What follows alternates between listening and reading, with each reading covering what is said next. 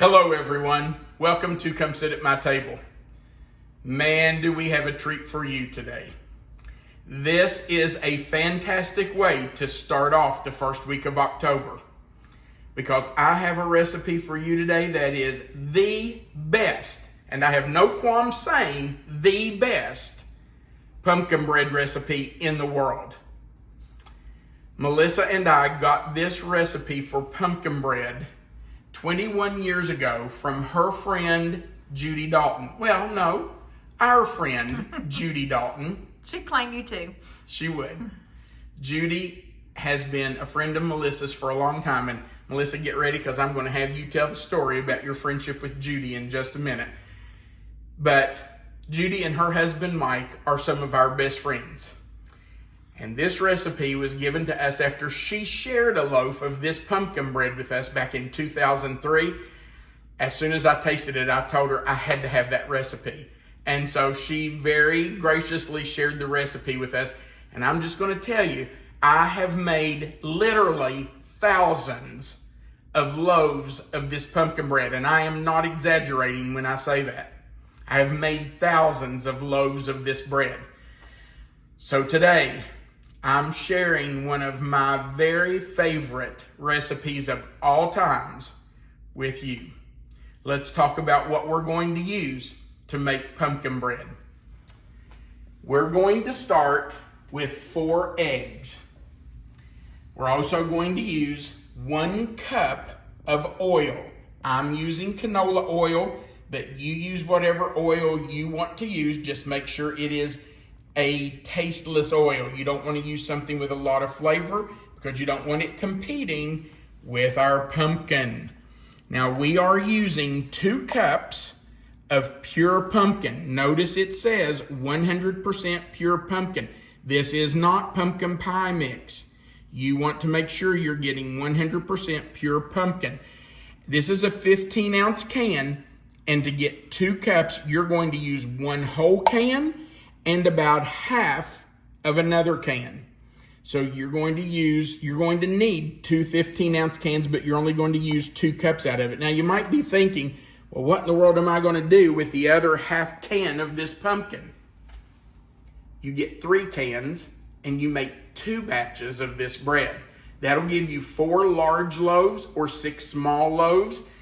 And I will promise you, you'll be happy you made 2 batches. Can I tell you that I've already given the first 2 away? You're kidding. Have you really? Yeah, I talked to Caroline just a few minutes ago and told her we were getting ready to make these, and she said, can you freeze one for me? So you know I can't freeze one for her without freezing one for her sister, so yeah. So our kids are getting these 2 loaves of pumpkin bread. Who knew? Sorry. Okay. Surprise. That's okay. We're making 2 batches. I'm going to make another batch after I do this one. I told her we'd have to freeze hers because we won't see her for a week. We won't see her for a few days. Okay. That was a nice little surprise. Okay, we're also using 3/4 of a cup of water, 2.5 cups of all-purpose flour. You do want to make sure it's all-purpose. We're going to use 3 cups of sugar. Oh, I can hear the screaming now. Yes, it's 3 cups of sugar. This is a sweet bread. This is pumpkin bread. Yes, it's sweet. It's not something you eat every day. In fact, we only make this in the fall of the year, and like you just heard sprung on me, we don't eat it all. We share it with people. I forgot to tell you that. I'm sorry. That's okay. Hey, I'm happy to give our kids pumpkin bread. So 3 cups of sugar. Then for the spices, you're going to use 2 teaspoons of baking soda, 1 teaspoon of cinnamon, 1 teaspoon of nutmeg, and 1.5 teaspoons of salt. So those are our spices that I've already put out so you can see them. We have baking soda, cinnamon, nutmeg, and salt. Now I'm going to start by taking those and putting them in with our flour. I just want to get those in there so we can stir those up. I just feel like, I don't know, it's just me, but I like putting the spices in the flour and kind of stirring those together. So I'm going to grab a little whisk and just whisk those together with the flour real quickly. You don't have to do this, trust me, it will be fine, but I've just always done it, so I always do it. Reminds me of something our former pastor used to say. Just because you've always done something doesn't mean you always have to do it. Words of wisdom. That's really good. Great words of wisdom. Okay, now I'm going to tell you how hard this is. You dump it all in the mixer bowl, mix it up, and put it in your loaf pans. By the way, I have 2 loaf pans. They are 9 by 5. The bottom's actually closer to 8 by 4, but they're considered 9 by 5 pans. And I have oiled the inside, and I've put a piece of parchment paper in the bottom just so it's easier to get the bread out, so the bread doesn't stick. Again, you wouldn't have to do that, but I'm going to tell you, it just makes it so much easier getting the bread out. So I've done 2 9 by 5 loaf pans. Okay, so all we do is dump all this in our mixer bowl and stir it together. So we're going to go over here and put our flour in first. And I'm going to tell you, it doesn't matter what order you put it in. I've done it in every order imaginable. But I like to start with the dry ingredients. And I know sugar can be considered a wet ingredient, but I just like to put those in and give those a little mix before I put all the other in. So I'm just going to let those combine for a minute. I'm going to put my shield on. And now I'm just going to pour in the water, the oil,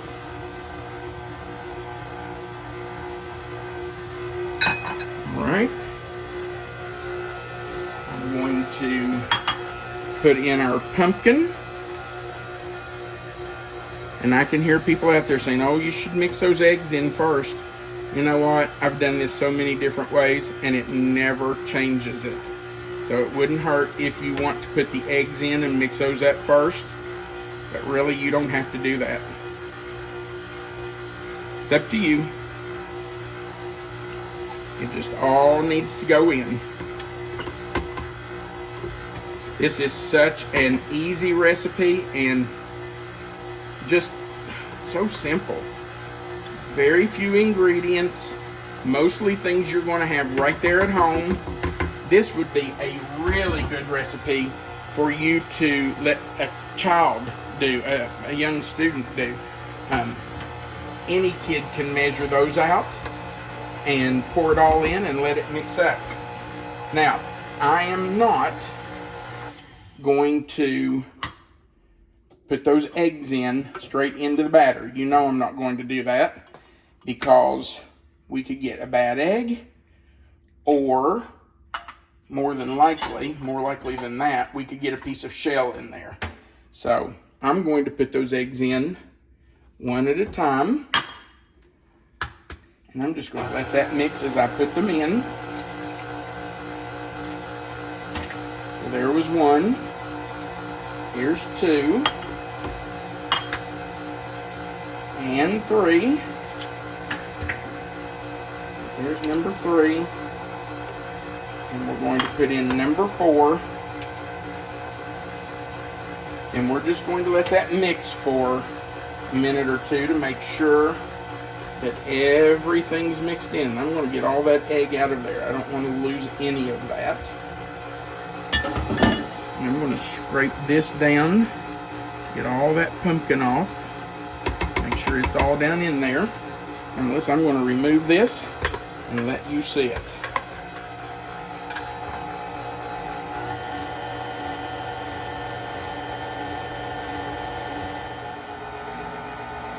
I did scrape down the sides of the bowl, and I've let it mix for about 1 minute. So now we are ready to put it in our pans. Now, you can't get any easier than that. And I'm going to tell you, when you eat a piece of this pumpkin bread, you're going to be thanking us for this recipe. Actually, you better thank Judy, I guess, because we wouldn't have this without her. Our friendship goes back a long time. Okay, tell us about your friendship. Well, I know the story. We met in junior high school. And just what, 5-6 years ago? Just, a few years ago. ago. Yeah, right. And we were really, really good friends in high school. We did not go to the same college. We went to different schools, but we remained friends all the way throughout. We've gone through marriage and babies and sadness and sickness and all kinds of things together. But our friendship has endured all those years. She's I'm just going to one tell of my you, nearest and dearest, that's for sure. if you don't have friends like Mike and Judy Dalton, you need to find some. Because they don't come any better than that. And, you know, I'm really impressed. And it's not just Judy, but Melissa has a group of 7 women From high school, yes. that have been friends since high school. And I'll just tell you, I don't know anybody else who has 7 friends that have remained close the way they have from high school. That's just unheard of. But you know what? They work at it. We do. We get together very frequently. Judy and I get together at least once a month. Just, sharing. But the whole gang gets together. Yeah, we do. We get together very often. But Now, I will tell you, when we first started dating, I was a little scared of these women. we traveled as a pack, didn't we? They traveled as a pack. We don't even live close to them. 6 of them live in Somerset, Kentucky, and we're about 2 hours away. But Melissa always talked about her gang. I was like, okay, this woman I'm dating is in a gang? Well, they're the scary, aren't sweetest. we? They're the sweetest gang you'll ever see. They are awesome. We have a lot of history together. That's Yes. the best type of friends, though. The ones that you've And you know, gone through life with. here's another thing. They all married awesome, awesome men. But Melissa's is the most awesome. Oh, my goodness. Oh, I'm going to hear about that one. Oh, I know. I can't wait to Yeah. hear what they all have to say about that. Yeah. And they hear will. about that one. They will. Oh, you can count on it. They will tell me about that one. No, I'm serious. Those 7 ladies are all fabulous. And they all married well. Including mine. Yes, I will agree. Yeah. What a great group of women. Okay. Now, this has to bake in a 350 degree oven for about 1 hour for this size loaves. If you're going to do smaller loaves, they're going to take about 50 minutes. When I made these to give away to people, or at one point I even sold these loaves, I made them in the little aluminum disposable pans. Well, they're not little. You can make 3 out of this batter right here. So you can make them in those pans if you want to give them away, and then, just wrap them. Another thing I wanted to tell you about these loaves is that they freeze really well. When you take them out of the oven, let them cool slightly. You don't want them hot, but you don't want to let them sit until they get cold. While they're still a little warm, wrap them tightly in plastic wrap. And if you want to, you can put them in a gallon Ziploc bag. I normally don't do that, but I just put them in the freezer. I'm going to tell you, I don't know how long they'll keep because we've never had one go bad. Of course, we don't keep them forever either. So I'm telling you guys, this is the perfect pumpkin bread. It is just so good. And everybody can do this. This is so easy to do. All right, we're going in the oven for this size for about an hour, and then we'll take them out.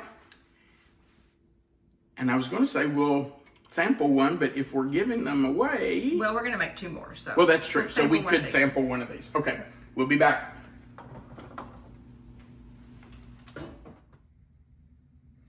Our bread baked for exactly 60 minutes.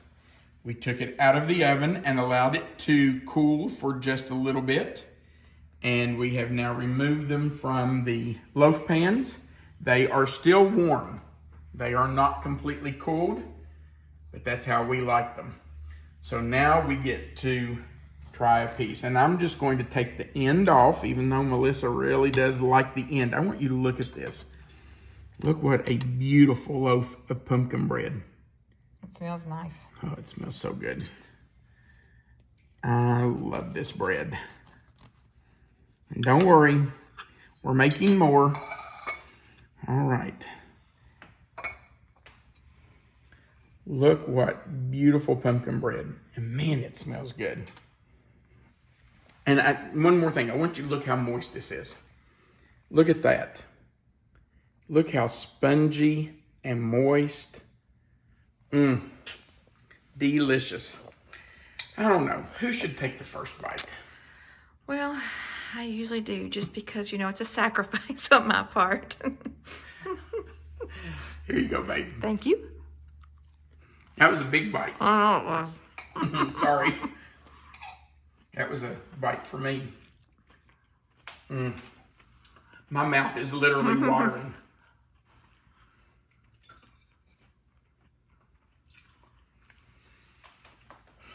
that's so good. I love my kids and I would give them every loaf I make for the rest of my life. But I wouldn't care to keep all 4 of these loaves. I'm just kidding, girls. I'm just kidding.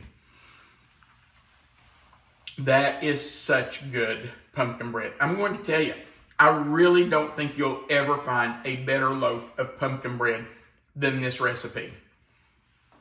Judy, I sure do appreciate that you shared that with me 21 years ago. It's hard to believe it's been that long.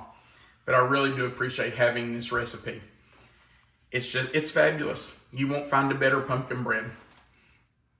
We sure would appreciate if you'd go right below this video and click the thumbs up. If you haven't before, click that subscribe button, the little notification bell beside of it, and the word all. That subscribes you to our channel. It's totally free, and you'll always be notified when we add a new video. We do add new videos on Sunday, Wednesday, and Friday, so you can look for those. We also would appreciate you clicking that share button and putting this on your own social media. That helps us get more subscribers. And really, it's the way we can build our channel. So if everybody would help us recruit 1 new subscriber, think what that would do to help our channel. We would appreciate you doing that. Now, remember that right under the video, you will see the title of this recipe. It'll say pumpkin bread. If you click in that box where you see the title, that description box will expand. Melissa always puts the written recipe right there for you. You don't have to write the recipe down as we go through the video. It's already written down for you right there. And at the bottom of that box, right under the recipe, you'll find our contact information should you want to contact us for anything. Also, there's a place at the bottom where you can leave a comment. And we absolutely love reading your comments. So feel free to leave us a comment down there. If you make this pumpkin bread, we would love to hear from you and see how you liked it, because I think you're absolutely going to fall in love with this bread just like we have. All right. Thank you for watching. We sure do appreciate you being a part of our channel. We have the best subscribers in the whole world, and I have no problem saying that because I know it's true. We sure do appreciate you being here. We want you to remember that you are always welcome to come sit at my table. Have a wonderful day and enjoy this pumpkin bread.